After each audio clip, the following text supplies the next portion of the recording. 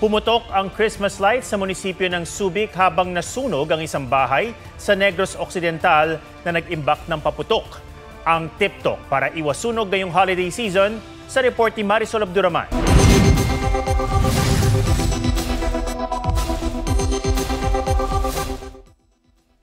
Nagliwanag ang munisipyo ng Subic sa Zambales nang pailawan ang palamuting pampasko nitong Martes.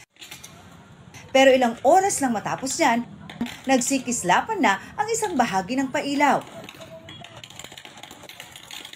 Agad na apula ang apoy bago pa ito kumalat. Ayon sa BFP, may nag-loose na wire sa breaker kaya ito sumiklab.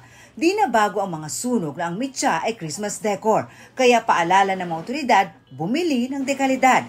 Atin lamang po sanang pag-ingatan yung ating mga saksakan and make sure po na hindi po substandard ang mga mabibili po ninyo dahil marami pong nagkalat ngayon sa merkado. Tip ng Department of Trade and Industry, tiyaking may Philippine Standard Marks o PS at ICC mark ang binibiling Christmas lights. Sa Mangaldan, Pangasinan, mabenta ang solar power Christmas lights. Halos pareho raw ang presyo nito sa mga dekuryenteng pailaw.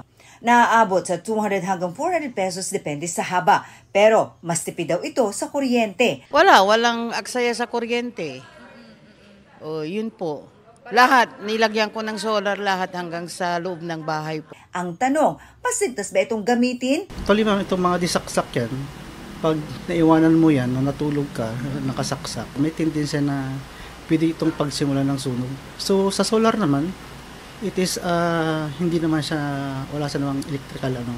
So yung solar ang magiging power agad niya.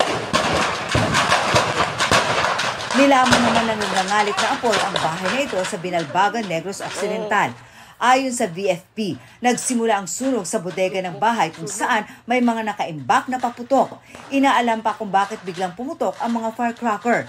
Takaw disgrasya talaga ang mga paputok na nakastock sa loob ng bahay, pati ang mga iligal na paputok na ibinebenta online. Kailangan natin ipagbawal to.